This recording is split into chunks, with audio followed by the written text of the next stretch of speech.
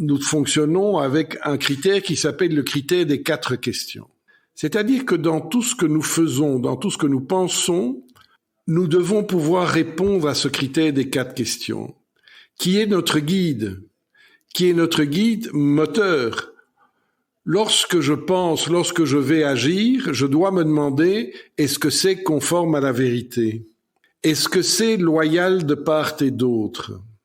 Est-ce que c'est susceptible de créer de la bonne volonté et de créer des relations amicales? Et puis je vais me demander, est-ce que c'est bénéfique à tous les intéressés? Mais vous imaginez bien que rien que ces 4 questions sont des moteurs énormes d'engagement et d'une philanthropie de générosité de cœur et d'âme. Et c'est ça qui doit nous guider. Nous ne pourrons faire de bonnes actions que si notre empathie de philanthropie et cette philanthropie de générosité soit efficace. Je dis souvent, à l'aube de tout ce que nous vivons maintenant, et probablement devons-nous le faire de manière plus forte, nos sociétés ont besoin de réfléchir de nouveau. Nous agissons, et il faut agir bien évidemment, mais je pense qu'on doit revenir à des réflexions plus philosophiques. Il n'est pas inutile de se dire où suis-je, que fais-je et qui suis-je. Et certainement au Rotary.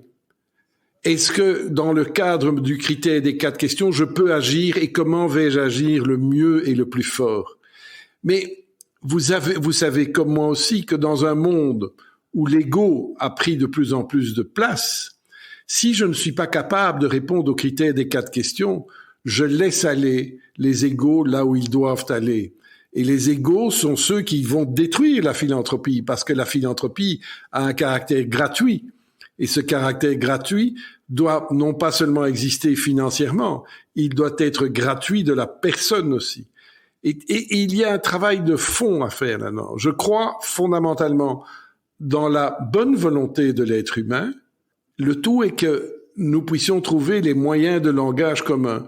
Et lorsque vous avez posé cette question de savoir pourquoi est-ce que le Rotary s'est développé aussi rapidement et qu'il peine aujourd'hui à se développer, peut-être est-ce une des raisons que l'on retrouve dans l'absence de réflexion philosophique sur ce que nous devons être. Or, nos 4 fondateurs se sont dit, que devons-nous être avant d'agir? Et s'il y a bien une constante, c'est cette position. La fragilité qui est amenée à nos démocraties aujourd'hui est une fragilité due à une absence de point de repère vis-à-vis de valeurs qui nous réunissent et qui, au contraire, nous séparent.